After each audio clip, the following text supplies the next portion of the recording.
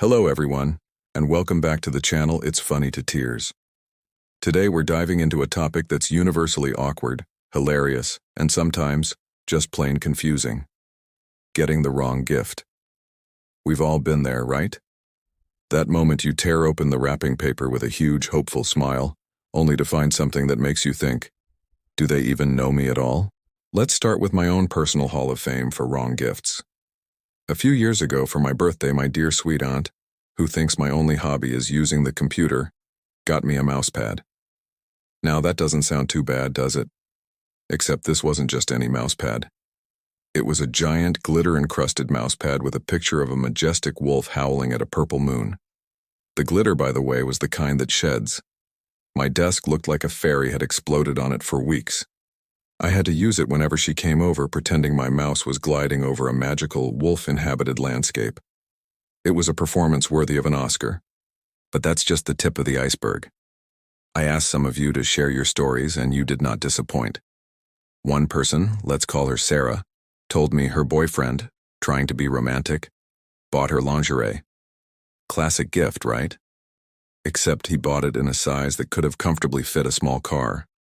She said, I could have used it as a parachute. The best part? When she gently mentioned it might be a tad too big, he said, with complete sincerity. Oh, I just thought you deserved more. More fabric? More room for activities? We may never know. The relationship, much like the lingerie, didn't last. Then there are the project gifts. These are the gifts that are secretly just chores in disguise. My friend Mark received a build-your-own-ship-in-a-bottle kit from his father-in-law. Mark is not a crafty person. His idea of a DIY project is successfully assembling a sandwich. He spent a whole weekend squinting at microscopic instructions, getting superglue on his fingers, and trying to maneuver a tiny mast with tweezers. The end result looked less like a majestic schooner and more like a shipwreck that had been through a blender. He eventually told his father-in-law the cat knocked it over. The cat got extra treats that week for taking the fall. Let's not forget the regifters. You know who you are. The regift is a delicate art, but when it goes wrong, it goes spectacularly wrong. A viewer named James told me he once received a birthday present from a coworker, a very nice, expensive-looking pen set. He was thrilled until he opened the box and found an engraved plaque inside that read, "Congratulations on your retirement, Bob." James's name is not Bob, and he was 28 years old at the time. The coworker had clearly forgotten to remove the evidence of its previous life. Awkward doesn't even begin to cover the team meeting the next day. And what about the gifts that are just bizarre? Another follower shared that for Christmas, her brother-in-law gave her a single, beautifully wrapped, gourmet onion. Just one, an onion. Not a basket of artisanal vegetables, not a grow-your-own-onion kit. A single solitary onion. His explanation? I heard you like French onion soup. Yes, she does, but one onion does not a soup make. She said she put it on her mantelpiece for a week like a weird trophy before finally surrendering it to a stew. It's fascinating how a gift can so wildly miss the mark. Sometimes it's a genuine, well-intentioned mistake, born from a slightly skewed perception of who you are. Your grandma sees you used a treadmill once 5 years ago, and suddenly you're a fitness guru who needs a lifetime supply of sweatbands. Or your friend hears you mention you like dogs, and now you're the proud owner of a singing, dancing Chihuahua statue that activates every time someone walks past it. The terror is real, folks, but let's talk about the reaction, the moment of truth. You've just unwrapped a Chia Pet that looks suspiciously like your least favorite celebrity. What do? You have to perform the gift face. It's a complex expression, a cocktail of feigned delight, genuine surprise, and deep, deep gratitude. Oh, wow. A solar-powered dancing cactus. I don't have one of these. You really shouldn't have. Which is technically true. They really shouldn't have. It's an acting challenge that tests the bonds of family and friendship. You hold it up, you smile until your cheeks hurt, and you try to imagine a world where this is the one thing you've always wanted.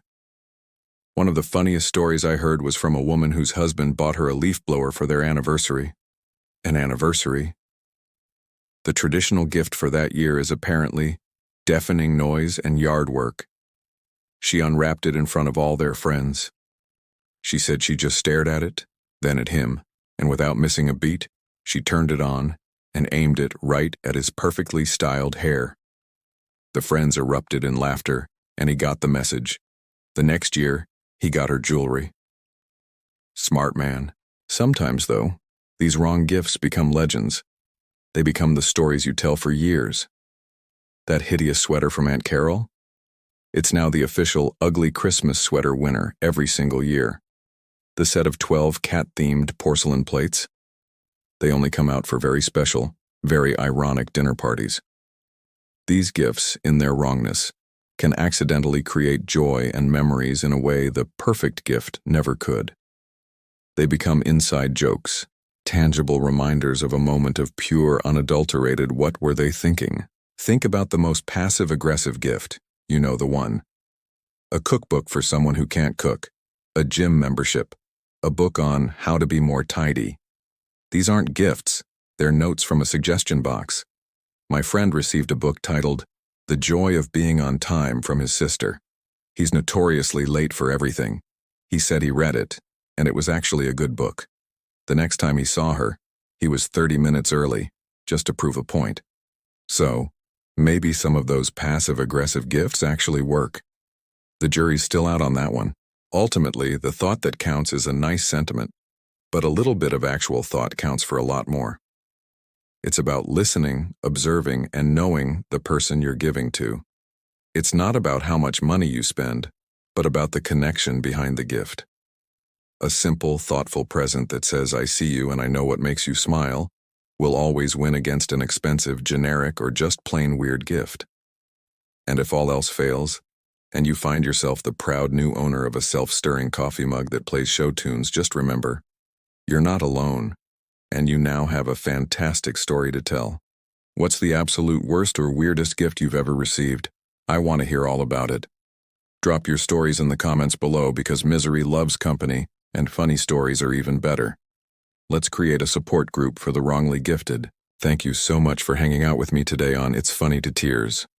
If you enjoyed this trip down a very awkward memory lane, please give this video a thumbs up, and don't forget to subscribe and hit that notification bell so you don't miss our next video. We'll see you soon.